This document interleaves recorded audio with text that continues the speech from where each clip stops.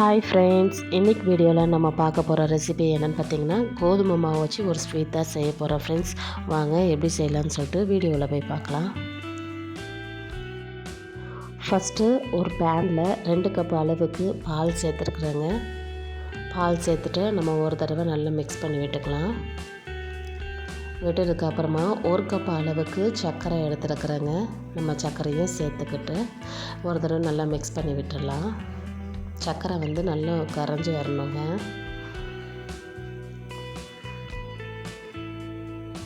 இப்போ இது கூடவே கொஞ்சமாக ஏலக்காய் தூள் எடுத்துருக்குறேன், அதையும் நம்ம சேர்த்துக்கலாங்க. சேர்த்துட்டு சர்க்கரையும் நல்லா கரைஞ்சி வரட்டுங்க. இப்போ இந்த பால் ஒரு கொதி வரணும் பாருங்கள். இப்போ இந்த பால் கொதிச்சு வருது. இந்த டைமில் நம்ம எடுத்து வச்சுருக்கிற 1 கப் அளவுக்கு கோதுமை மாவையும் சேர்த்துக்கலாங்க. சேர்த்துட்டு ஸ்டவ்வை லோ ஃப்ளேமில் வச்சுட்டு இதை நல்லா கலந்து கொடுங்க. இந்த மாதிரி ஒயர் விஸ்கில் வச்சு பண்ணால் கட்டிகள் இல்லாமல் கரெக்டாக வருங்க. இப்போ இதை நல்லாவே நம்ம கலந்து கொடுத்துக்கலாம். பேனில் ஒட்டாத அளவுக்கு வரணுங்க. அது வரைக்கும் நல்லா மிக்ஸ் பண்ணிக்கலாம். மாவும் சேர்ந்து ரெடியாகி வரும்.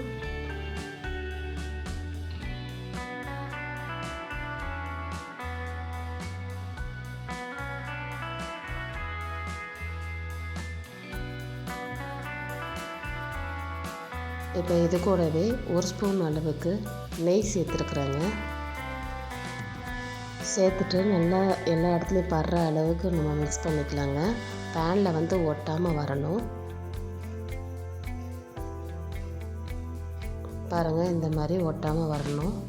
இப்போ இது கரெக்டாக இருக்குது. இப்போ இது வேறு ஒரு பிளேட்டுக்கு நம்ம மாற்றிக்கலாங்க.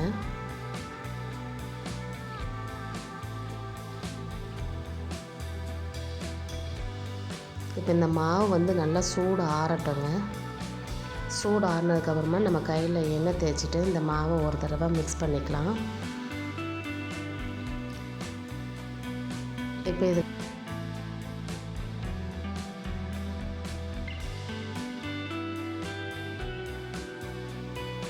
இதில் ஒரு சின்ன உருண்டையை நான் எடுத்துக்கிறேங்க.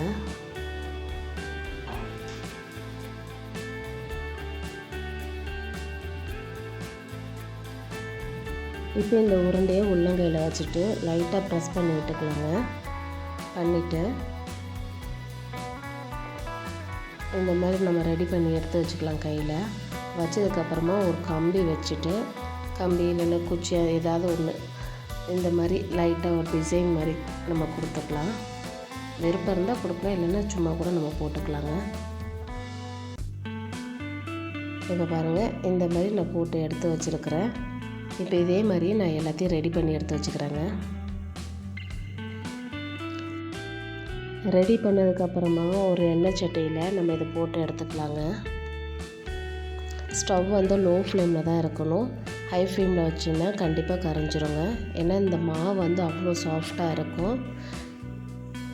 பாருங்கள், தன்னை போலவே மேலே எலும்பி வரும். எலும்பி வரும்போது நம்ம ஒன்று ஒன்றா திருப்பி போட்டுக்கலாம்.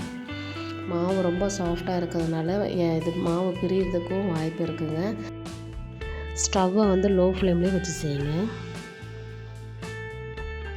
இந்த மாதிரி திருப்பி திருப்பி போட்டுக்கலாங்க. போட்டுட்டு நல்லா கோல்டன் கலரில் வந்ததுக்கப்புறமா நம்ம வெளியே எடுத்து வச்சுக்கலாங்க.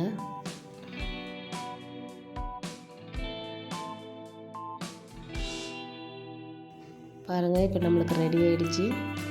இப்போ இதை எடுத்து நம்ம வெளியே வச்சுக்கலாங்க. அவ்வளோதான் ஃப்ரெண்ட்ஸ், இப்போ நம்ம ரெடி பண்ணி வச்சுருக்கிற கோதுமை ஸ்வீட் ரெடி ஆகிடுச்சு. இந்த வீடியோ உங்களுக்கு பிடிச்சிருந்தால் லைக் பண்ணுங்கள், ஷேர் பண்ணுங்கள், கமெண்ட் பண்ணுங்கள். மறக்காமல் நம்ம சேனலை சப்ஸ்கிரைப் பண்ணிக்கோங்க ஃப்ரெண்ட்ஸ். பக்கத்தில் இருக்கிற பெல் ஐக்கானையும் கிளிக் பண்ணிக்கோங்க. அப்போ தான் நான் போடுற வீடியோ எல்லாமே உங்களுக்கு நோட்டிஃபிகேஷனாக வரும் ஃப்ரெண்ட்ஸ். ஓகே, டாட்டா, பை பை.